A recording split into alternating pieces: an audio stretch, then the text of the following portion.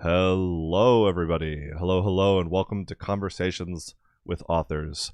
Today we bring to you App Kid by Michael Sayman. But before we get to our speakers and authors properly, please allow me to welcome you back to Conversations with Authors. If you've seen one of these events before, well then welcome back. And if you're new here, then Book Passage is a group of independently run bookstores in the San Francisco Bay Area, and we host and run book talks just like these very often throughout the week.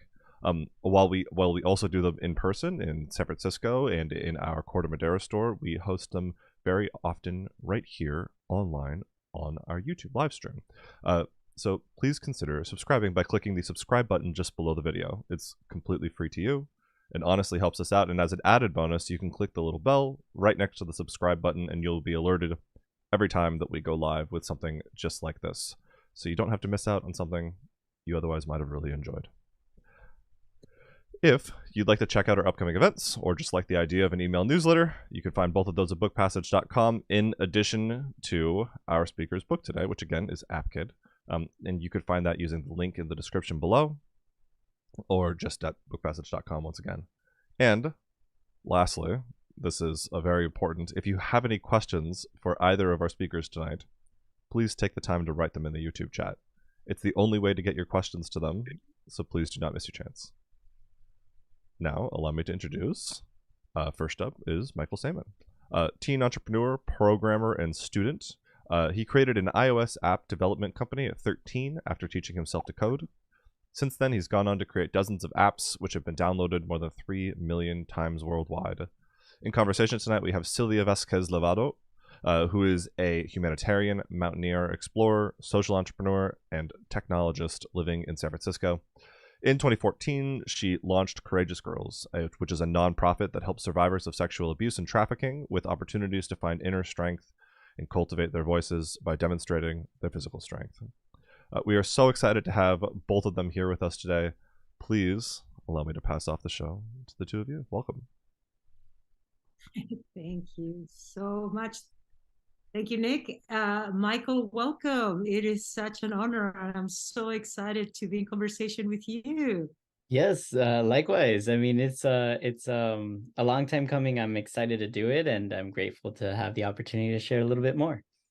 Yes, absolutely. It is so funny because when I first was told about the interview, I mean, in paper, it seems like we had a lot of similarities. I mean, in our Yes. backgrounds, in our identities, even a little bit of exposure. You're definitely more of a techie geek than me. I A think little bit, a little bit. just a little bit more. You've taken it to the next level, but I'm just so excited to connect. It feels like I'm speaking. I mean, the fact that your dad is Bolivian, your mom is from Peru. I mean, there are so many similarities that we're going to get into, but I'm very, very excited. So first of all, what an honor. No, likewise. Congratulations for writing this beautiful book. It was something I didn't know what to expect, to be honest, when I started reading it, and I was just really taken by your own vulnerability, your candor. It's a very complex situation, and Yeah. I kept laughing, just thinking like, God, maybe is it like Peruvian families that we're just very complex, So we're a and little a lot of the messy, aren't we? I don't know what it is. You got me. I kept laughing so hard, and a lot of like the escúchame, like it's Yeah, like, oh my yeah, God, yeah, yeah. like my mother speaking. But first and foremost, how are you doing?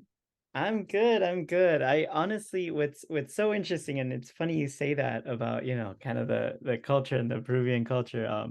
My family and I, we all learn together. It's like as we go through things, we're all learning together because we collectively share what we experience just in anything, right? And so for me, like I've been doing good.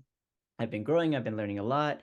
My sister and my parents, I think, are on the same journey with me. So we're all together, kind of traveling in the little van, kind of getting across and learning some things, and it's been great. And for me personally, I think I'm just so grateful that I have that opportunity to do it with my family, and that we're all, through all the ups and downs, we still somehow find ways to learn from those experiences and stay together.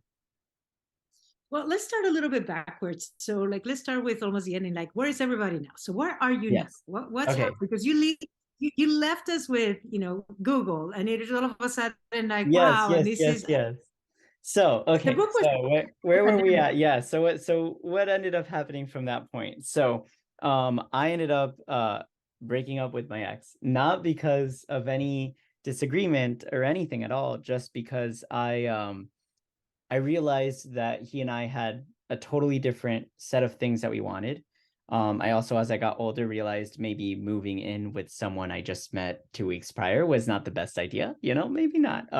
And so, after a year and a half of that, I realized, well, maybe that's not the right move. And so actually, we're both happier because of it. I've learned a lot since then. He's also, so much happier and as well. And so, it was a hard time to do that, but I think we're both in a better place because of it. So I'm happy about that. I also I ended up joining Roblox actually for a period of time. I was working at Roblox, the gaming company, kind of helped them see through the public offering of the company that got listed last year, which was super exciting to be able to go through that and kind of learn what the next generation of kids are doing beyond, Facebook, Snapchat. Now we have the youngest kids kind of using Roblox as one of the largest video game platforms in the world today. So that was really exciting to be able to do. And then after all of that and going through that, I had the itch to start my own company. And so I decided that I would go and do that. And this was something in the book, I think, a number of times where I was like, do I start my own company? People telling me I should start my own company, me kind of hesitating and saying, no, no, no. And really the fear of the instability coming back in my life from my childhood always deterred me from doing so. And I got to a point, after working at Roblox for a while and realizing that it'd been 10 years since I started working in Silicon Valley. And I was like 24, 25, like very, very crazy to think that was the case. And I was like, well, maybe I should do it. Maybe I should start my own company. And so I was really close. I talked to my friends. I talked to some investors that had some interest in investing. And then like last minute, I talked to my family and I'm like, no, I'm not going to do it. I'm not going to do it. I'm going to stay in the tech companies. And so I decided to join Twitter. And I was like, I'm going to go and work at Twitter for a little bit, and here's just so you understand my thought process here was I was going to say, I'll join Twitter for a little bit. It'll be a nice, relaxing, uneventful company, largely just relax, right? And I'll be able to do that work and explore my ideas on the side. And if I, once I figure out what I want to do, then I'll go and do my company, right? So it was me kind of trying to dip my toes into the water of building a company without actually doing it because I was too scared. And I thought Twitter is such a calm and uneventful place. And so yeah, so I decided to join Twitter. And then, and it was going When great. was It this? was great. I got my little When was mug. this? What when was this? When did you join Twitter? You're about to find out. So Okay. So I got everything's great. I got my little mug. I got all my stuff. Love where you work, the tweets, the thing, the pin, the whole, the whole thing. About 2 weeks into my job, I got like a text message from a journalist, a friend of mine, and asked me, what do you know about Elon Musk buying 9% of your company? And I was like, what? Elon Musk buying 9% of Twitter? What's going on? I don't know anything. I just woke up. I go on Twitter, I check the news, it's all over the place. I'm like, oh my goodness. At that point, I'm like, okay, I'm gonna wait and see. We're gonna see what's gonna happen. Couple weeks go by, and then it turns out that he's gonna try and offer to buy the whole company. At that point, I talk to my friends again. I say, oh my gosh, you're not gonna believe Elon's buying the company. What do I do? And one of them was like, look, you've been trying to put off doing this company forever. Maybe a billionaire trying to buy the company that you're working at and and laying off everybody is like the best opportunity or sign for you to realize that you just need to go and do the thing and stop worrying. So I was like, all right, I'm gonna do it. So I decided to leave Twitter 2 weeks after that. So I think I spent, this is probably the shortest time anyone's ever worked at Twitter. It was like 4 weeks, 5 weeks. And I immediately just get to work on doing the company. And it was crazy because it was such an interesting time when I started setting up my company. I was scared no one wanted to invest. I was scared, oh, what's going to happen? No one's going to want, I've always been scared of it. And I think it took 7 days to close the seed round, at which point I couldn't take any more money from the investors. If not, I would have sold my whole company. So in 7 days, I was able to raise $3 million for the initial seed round for my starting company, which I honestly, I was like, what, like, how did I didn't even believe it. And it was funny because I was at my parents' house at the time, and one of the investments that came in, it was like $100,000 investment from one of the venture capital companies. They gave me a call because they were interested to hear about what I was doing, and they gave me a call while my dad was driving me back to the house from an interview I was doing. And on the way back from the interview to the house, as he was driving, the 20 minutes that we were driving, we went from me answering the phone and introducing myself to the venture capital partner telling me that he wanted to put in $100,000 into the company. Like, it was insane. My dad was listening to all of this, and I hang up the phone. I go to my dad. I'm like, do you see what just happened? And he was like, I can't believe it. This is not real. Like, this is what, how does this work? How does this industry? I was like, I don't know either. So I'm extremely happy about how it goes. But as I think the book made very clear in terms of how my career trajectory has gone and how it seems to continue to go, it's like I am a chaotic mess of a person, and I stumble across success as I continue to stumble. It's just a constant stumbling, and so this is where I'm at. Yeah. Well, I find it fascinating. And I think what really struck me about your book, it might be, I mean, first of all, to get your voice. I mean, I felt that you have lived, like 10 lives by the time you get here. I mean, I was just taken how at such an early age you are having to deal with so much pressure and a very complex relationship with your parents, almost as if you kind of were ultimately the I mean, I love that part in which your mom wanted to bring you guys back to Peru, which is, Yeah. would have been interesting. It's always, it is unique when you surrender to just, the normalcy and take those big risks and the Yep. adventure that happens. But I'm not surprised as you're going through it, because it is a never changing world, Mm-hmm. especially the world of tech.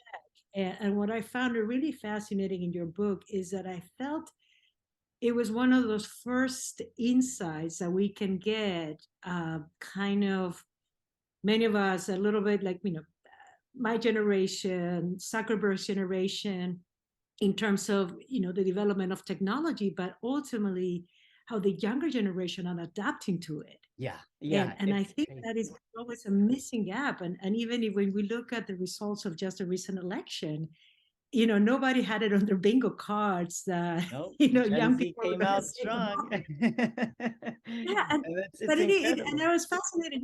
You had a line that really had taken me, which I made me laugh, in which you said, like, my generation who never played with sticks in the first place, we play with phones. And it made me laugh so hard, because if anything, it's like, duh, that's true. I mean, it is such almost like a night and day Yes. differentiation of, in a way, also in the impact, the way that Yes. you're thinking, which I want to get a little bit more into it. But I'm laughing because, yeah, the timing, you go jump into Twitter, Elon Yeah. goes crazy, goes nuts. Then you start this, I mean, and the way that the funding is happening.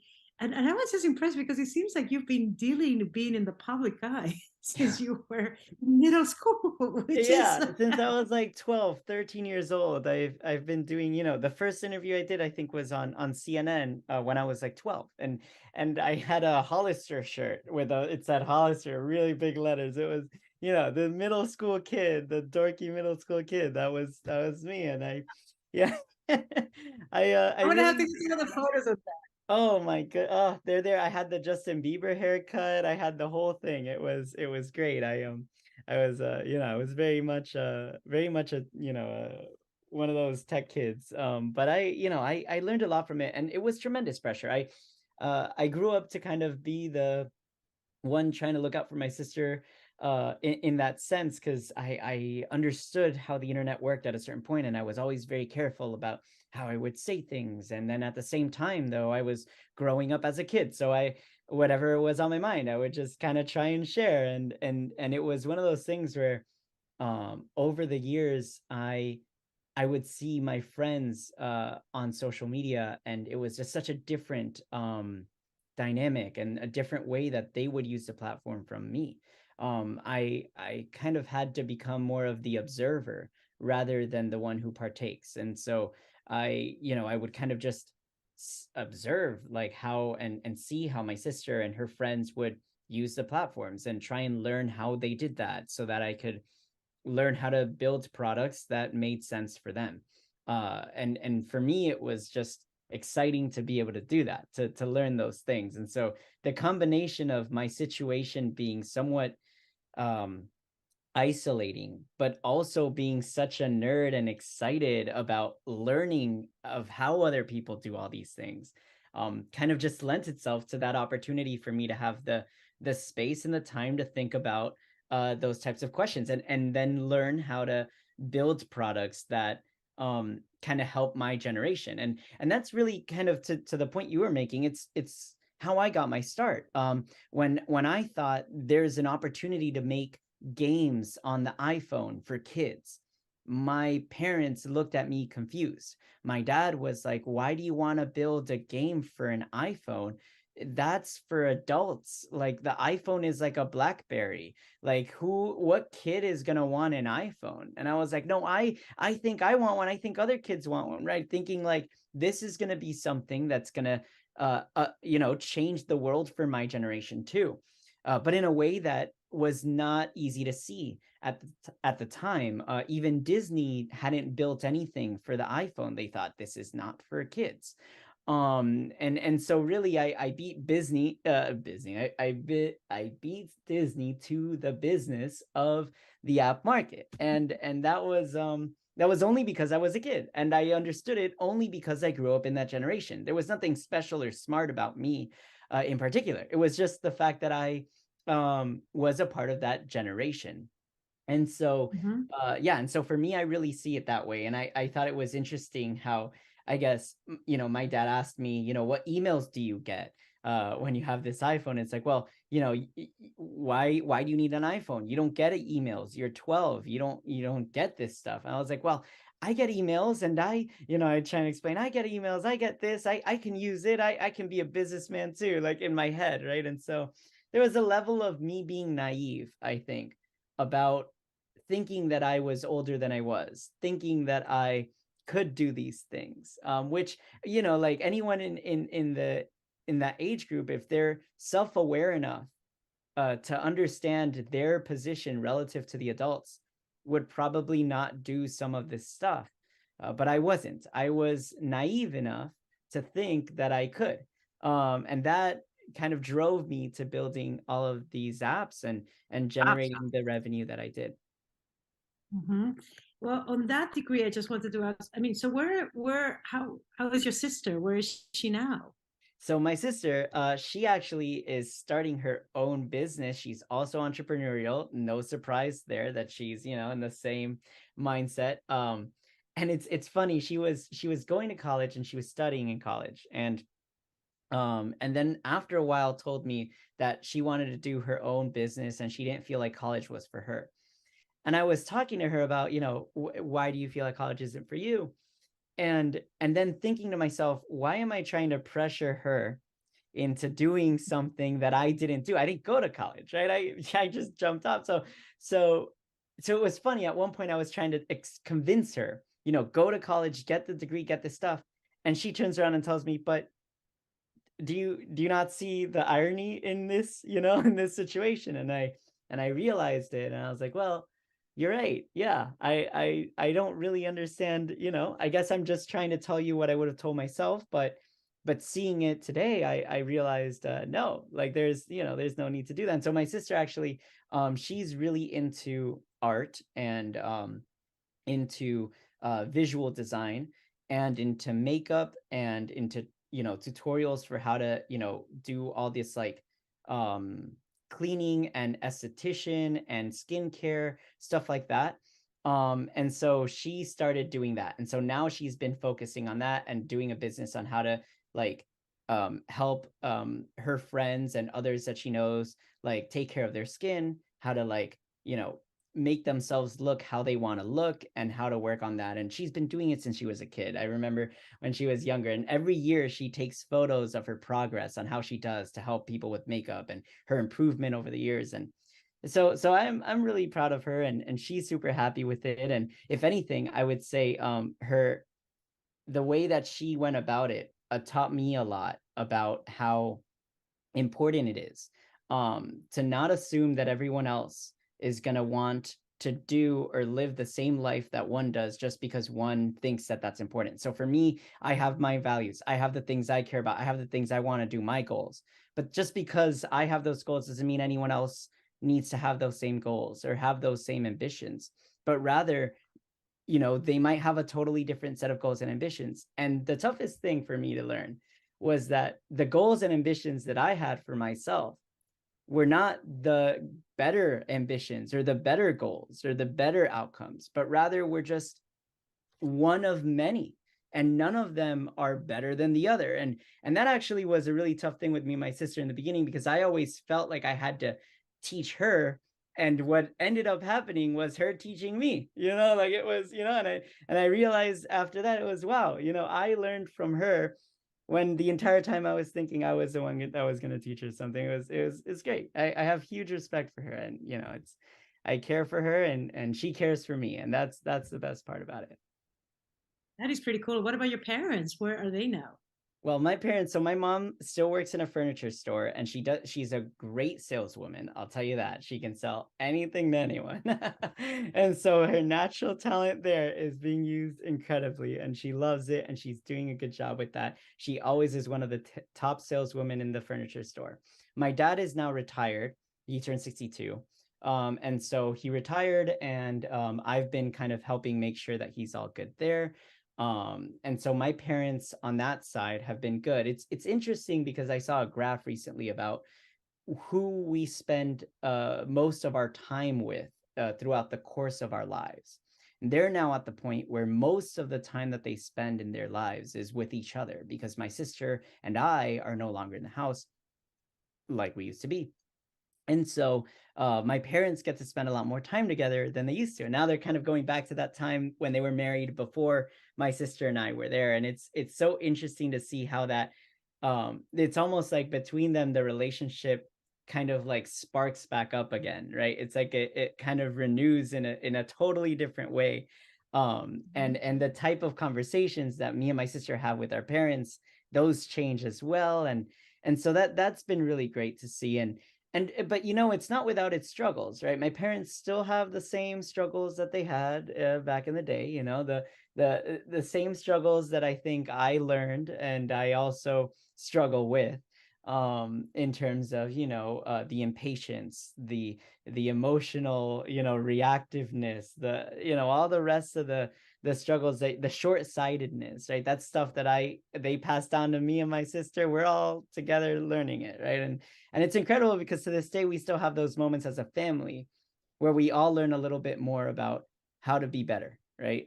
Together. And it's the weirdest dynamic in the world. I was the parent and the breadwinner as a child, and growing up I didn't have the chance to learn from them how to save money or learn from them how to you know behave or interact with other people or how to do one thing or another. It was always a kind of a self-learning, or we were learning together, right, at the same time. And so our dynamics in the family are all backwards, but we still kind of make it work, because at the end of the day, what we realize is that as a family, and I don't know if this is the Latino culture or, or what, but the family is like so important to us. And it's, and it doesn't mean it has to be blood related family, right? You don't have to say it's the biological family, but it's the family that we consider family that's important to us. And in our case, throughout all those challenges, we know that we all care for each other and that we all are doing the best that we can. And a lot of times, especially immigrant families, like my family didn't know how the system worked. My family didn't know how lending works in the US, and the credit system and mortgages. And there's a lot of people in the country who understand that and who know that a lot of immigrants don't understand it. And so they go and try and come up with ways of getting those those immigrants to do bad investments, to do bad financial decisions, teach them an understanding of the system that is not reflective of the reality. And so my my parents, I think, have learned so much more than I think I would have probably given them credit for as a kid, because of how much they kind of went through. And through all that, I think, we all stood to benefit. So my parents today, I think, my mom is really happy with her job. She loves it. My dad, being retired now, will always, always have something that he wants to do, whether it's travel to go see Earth, Wind, and Fire with me in Las Vegas, or whether it's like just going to the movies together again like we used to. We recently, actually, my dad and I recently went to go see Wakanda Forever at like 2 a.m, like on premiere weekend. And it was amazing because, we never usually go to the movies as often as we did as kids, but we decided to go and do it this time around. And my dad was a little worried of being falling asleep because it was super late at night, but we're night owls, and I am. And I told him, do you want to go? And he loves going to the movies with me. So we were like, yeah, let's do it. It's 1:30 in, let's do it. And we get to the movie theater, and it's one of those movie theaters where the seats all move when the movie is happening. And so we're sitting there, and we didn't realize until it starts. And all of a sudden it starts shaking, and it shakes a lot in the movie. It's just, we're like jumping at the popcorn's flying. And I look over to him. I'm like, I don't think you're gonna fall asleep, are you? He's like, I don't think I can. And just the whole hour, 2 hours and 40 minutes is shaking around until 4 a.m. It was so much fun. So yeah, so it's been great with them. I am so glad that you have been able to deepen your relationship, because even as you're going through the story, and I love how towards the very end, you really give us the insight about your mom upbringing, and ultimately, areas that you hadn't even know, because it was from the very beginning. I mean, you take us through this journey of, I mean, and this is going to connect to my question, but we go into this journey of, wow, they're having the restaurant, and even in my own journey, I had relatives in New York who became almost my foster parents when I moved to this country, and I saw them running restaurants, which is really complicated, and I mean, incredibly entrepreneurial, but also, one of those situations that you just never know, and it looks like at the time that the restaurant was happening, there was a lot of transition, and we were going through one of the crash of the market housing. Well, one thing that really fascinated me about your story is almost like I was taken by your common sense. As a young kid in middle school, I mean, I was just perplexed about, like, how in the world, I mean, where is this coming from? So, and it was interesting that, your parents, I think, had put you through it looks like it was a private school Yes, that you were yes, a going religious school in Miami. Yes, which is, in Latin America, going to private schools is more common than the norm, Very much, yes. because, state Yeah, they schools, care about making sure you get the right religious education tied to the, yeah. yes, it's a very, yeah. Where do you think it comes from? I mean, in terms of, I was just so fascinated by just, your common sense, and almost this taking these big leaps. I mean, where do you think where was the origin of it? That's a good question. I think, like, as I started as I started observing like my environment, like as I started observing it, and I say it that way because it's like, you see, like when people usually talk about their experiences, they're not talking about it like observing their environment, like if it's like a research thing, right? But like I'm referring to it and using that language in this case because when I was a kid, I just felt so outcast. Like I just felt like it wasn't easy for me to make friends with people. I liked my video games, but kids in school would make fun of me because I played video games that younger kids liked. And I was 12 or 13 and I was playing this video game that like, you know, was made more for like an 8-year-old or 9-year-old, and so people would make fun of me for this, and later on I actually learned this because I didn't even notice that people were making fun of me to that degree. I would block those memories, right? And so for me it was actually kind of tough in school, and it was tough in school to make friends. It was hard for me to do that, and I think that kind of like that challenge for me, that difficulty, that I noticed that I had a harder time making friends. That was what drove me to kind of taking a back seat to what was happening and then being the Mhm. audience to what was happening. So if kids were hanging out together and I was sitting, eating lunch by myself, the kids that were hanging out together were in the moment and I was sitting there watching them eat together. So I spent so much more time like just on the sideline, enough to the point where I could learn where otherwise I wouldn't have learned. And I think a lot of parents will learn the dynamics between kids and how other people work when they have their own kids and they are not the ones in the environment, but they are the ones observing their kids Mhm. interact. When I was a kid, I was the one observing the kids interact. Like if I was a parent sitting next to them while they're eating, which is, it's weird, but like that's kind of what happened, right? And so that I think is where I get a lot of the intuition for the world at an early age, because I didn't Mhm. have the party that I got invited to. I didn't have the friends that would ask me to hang out and just, play video games together.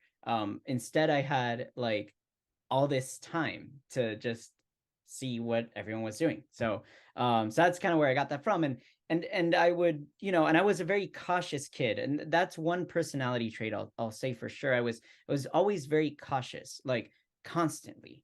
And I think I was cautious because I was scared. I was scared of, being made fun of. I was scared of being in the spotlight. I was scared of all of that, to the point where I just developed this survival instinct of being cautious, and that made me think more about everything all the time, and that constant thinking about how other people are thinking kind of drove a little bit more of that for me. And so by the time I was in high school, I had, a couple of, classmates tell me like, oh, I'm studying really hard because I need to get a good grade on this test because I need this GPA so that I can get into the college. Because if I don't get into college, the teachers are telling us that I'm not going to have a job. None of us are going to have jobs.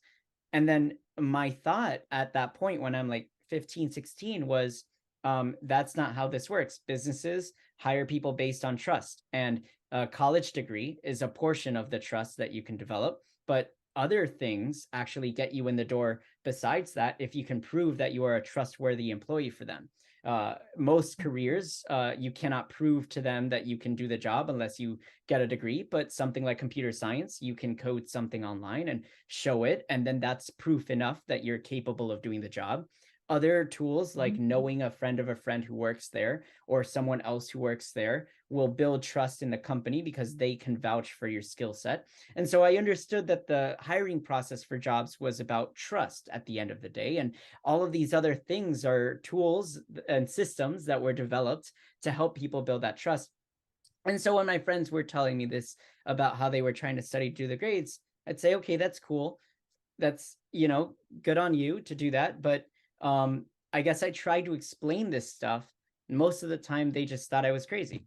Like, my friends just didn't care, or, they just be like, whatever. And then they just walk away. So like, I don't know, like that was, I guess, a struggle for me too, was yeah, in that regard. I don't know. I'm just rambling. I I don't know if this answers Well, your question no, in any I way. mean, it's a tricky situation because, at such a young age, you're doing all this observation. I mean, even, and I love that. I mean, unfortunately, kind of being a little bit of the outcast Yes. ultimately led you to be able Yes. to have this insight, which is fascinating.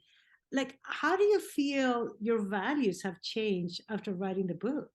Oh my goodness. So it's the hardest thing, because as I was writing the book, I was like 21 when like, this is the age where you're not fully, like, you're still changing and you're still learning, right? So like, you're not fully, frontal lobe hasn't fully developed, right? And so like, you're like changing your mind. And I remember as I was going through the process, and it was like 2-3 years of writing the book.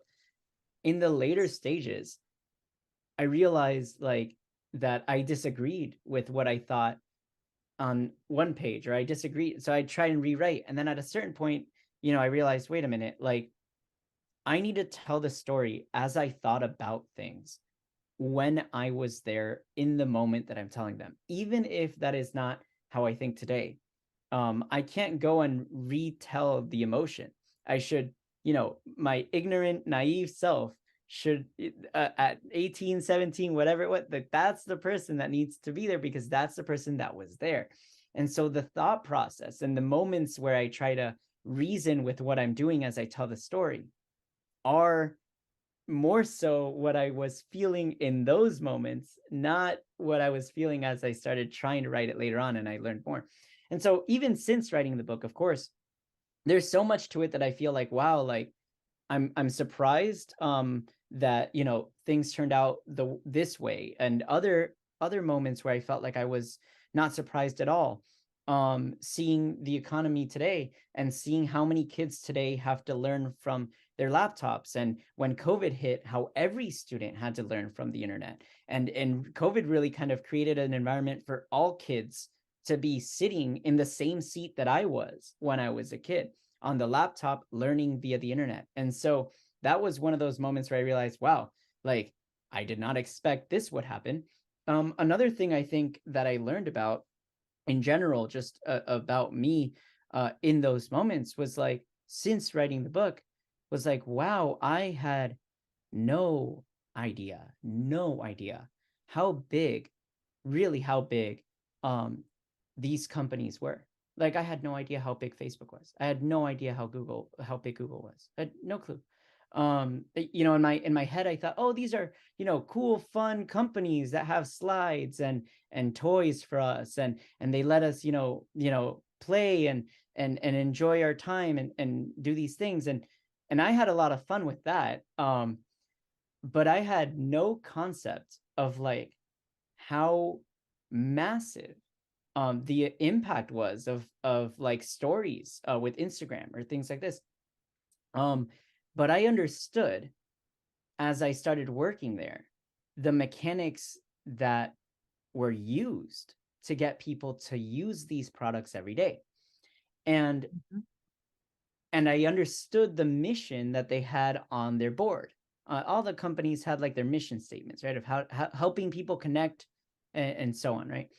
And I was a very naive kid, and so for me, I always got in arguments with everyone at Facebook and Google, because my mission was what was listed on the wall, because I was the naive kid who thought the poster on the wall is actually their mission and is actually what they want to do, and their product is not aligning with their mission. And so I'm out there fighting to make their product align with the mission, not even noticing that like the entire corporate world doesn't work that way. And like these mission statements and these posters, they are very different from what happens in practice.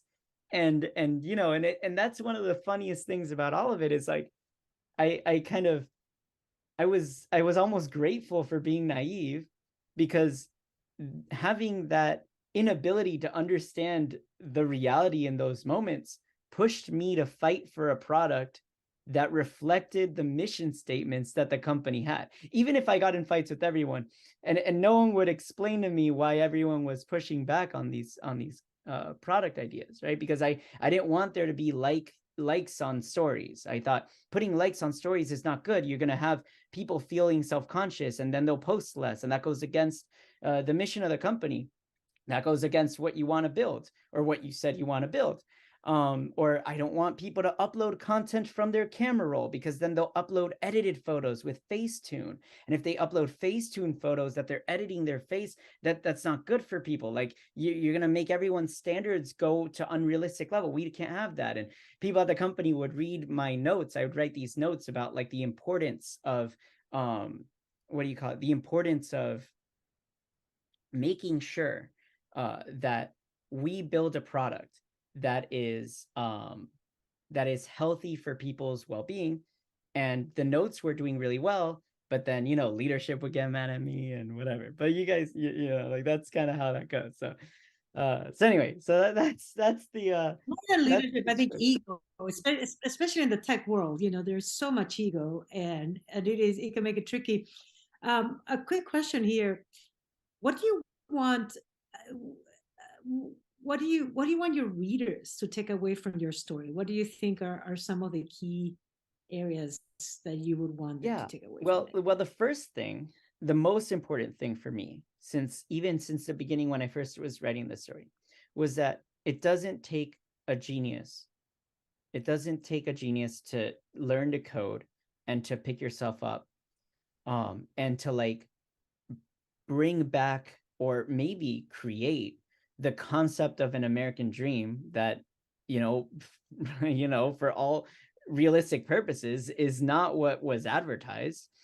And that it really doesn't take a genius to do it, because clearly, when someone reads the book, they know I'm not a super genius. Like there's a lot of times where I'm doing things that someone's like, I don't know if I would have done that. And so really, I think that's kind of the big hope, is that people read it and say, oh, okay, someone like me can do it too.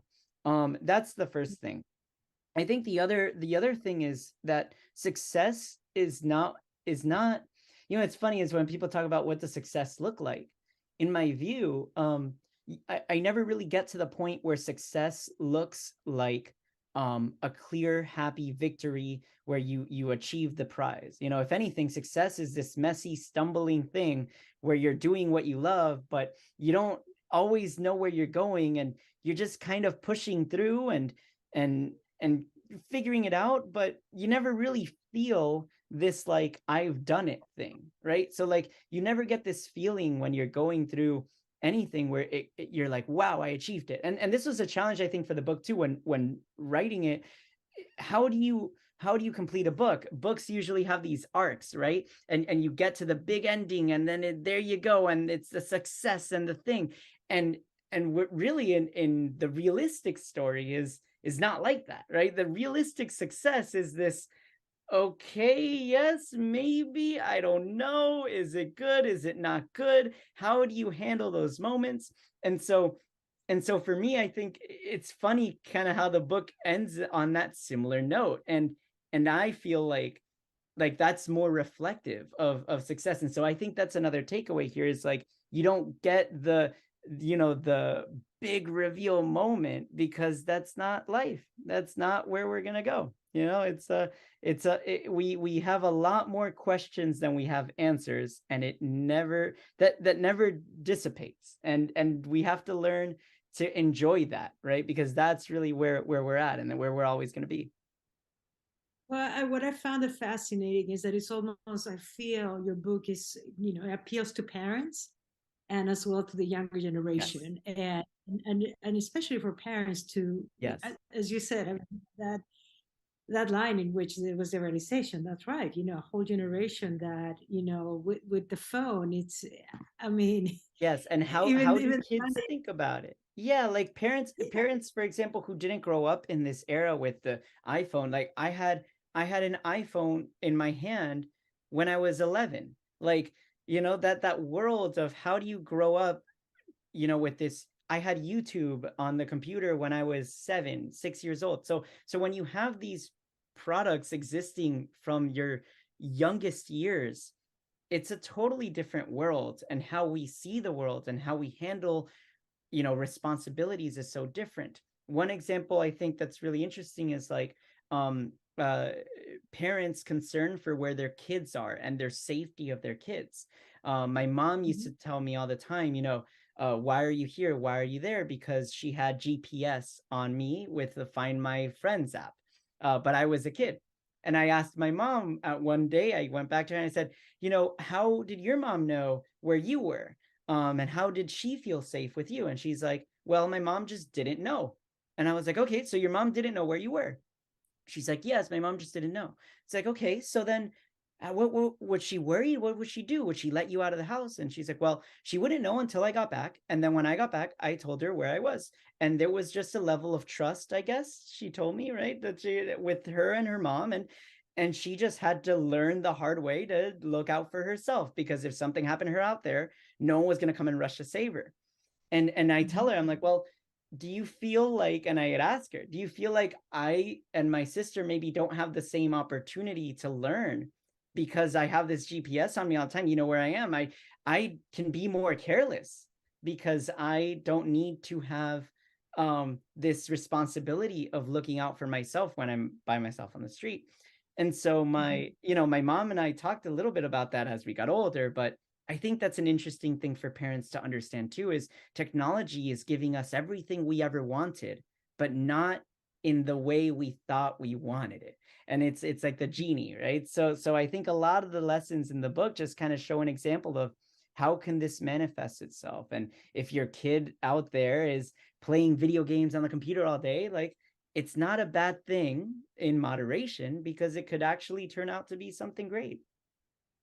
Mhm. Well, and that's another part that if anything, your insights on this new, the alpha generation, which you call it, the generation that they can do anything. I mean, Yes. anyone can generation, Yes. which is, I mean, and the technology keeps developing. I mean, we're seeing now a little bit of the VR part, but the most important, I would say, and that's what we used to have the word tech evangelist. I think you're more like an app evangelist, and that's something that I'm hoping. I mean, for you, as even as you're starting your new company, I think it is so important. You're almost like that bridge to many of us to understand, how can we keep enabling the next generation? What is it that we need? How can we have a much better connection? Because I felt that Yes. clearly, I mean, I feel this last election was the perfect example how clueless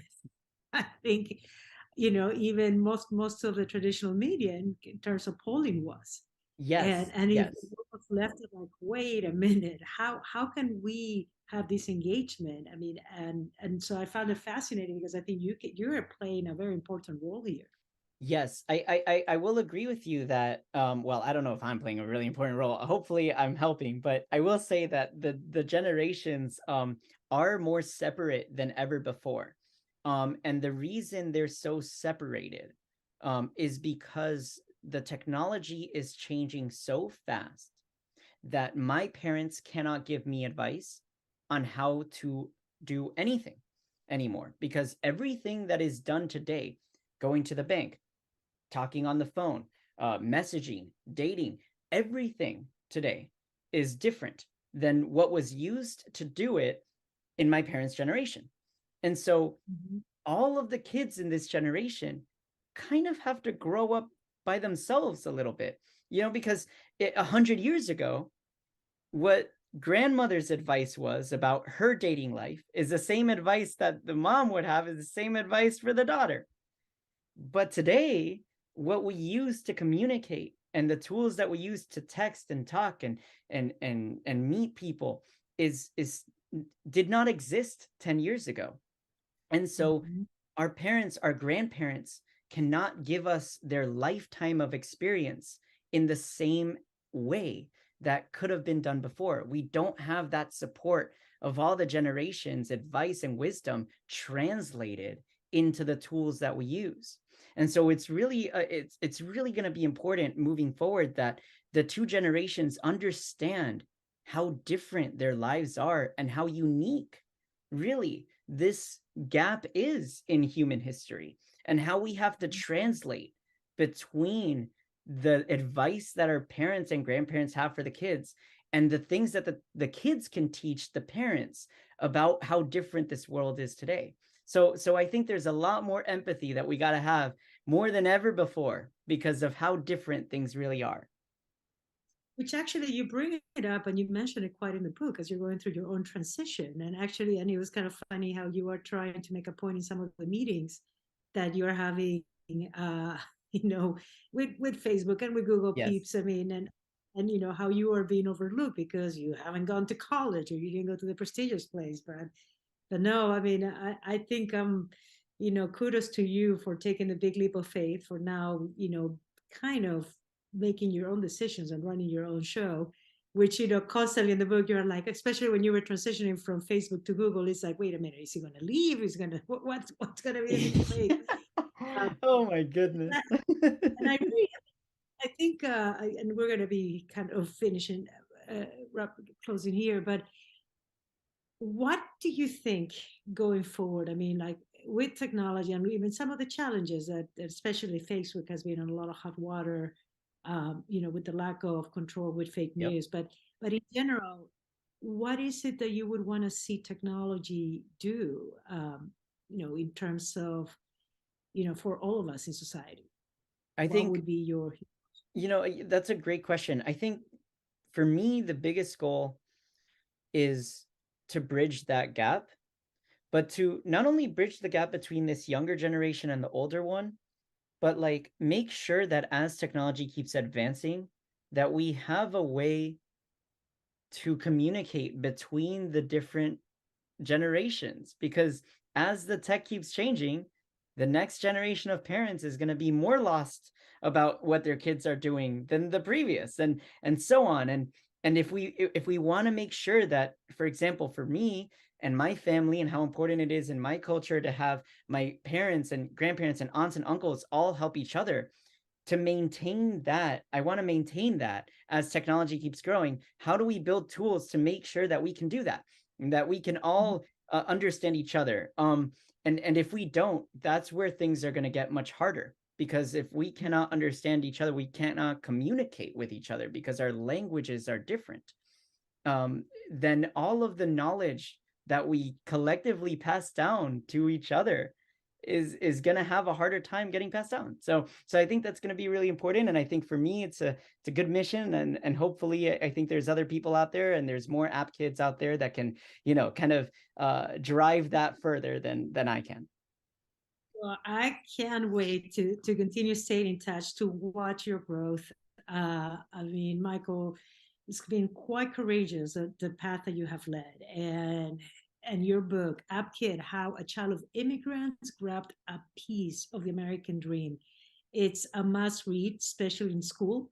I hope and it was just so insightful, and it's almost like I feel you were our sacrificing lamb, putting us through this journey. But I am so happy for you, and it's what a journey. I know, Thank and I you. kept laughing when seeing just a constant follow by the Latino media, and just being like, yeah. I mean, Yeah, yep, um, that's and I'm sure it's not surprising. You know exactly what I mean. you need to we need more kind of your presence, your influence, so very much I grateful appreciate for that. everything. Thank you, and likewise. It was great chatting. Yes. Well, Mr. Nick. Well, alrighty then. Thank you for the conversation, everybody, and thank you to everybody that is watching, and to everybody that's watching after the fact. It's very lovely to have you here on the recording. I would like to point out that today, again, the book is App Kid. We sell it here at Book Passage. You can support Mr. Michael here, and we'll ship it to your house, just like any online retailer. You can order it at bookpassage.com. We'll send it to you. We'll send it to you by the holidays as well, if you would so decide to do that. One more time, thank you so much for watching today. It's been very lovely, and thank you once again to the two of you for such a great conversation. Thank you. That's I it. know we could have gone on for a little longer, but thank you so much, Michael. That was amazing. Thank Yeah, you. it's hilarious. When I said you had to fill an hour before, you were like, oh yeah, an hour. So I was like, oh okay. I mean, you could do it. I believe in you. And then, so, anyways, good night, everybody. Bye. All righty.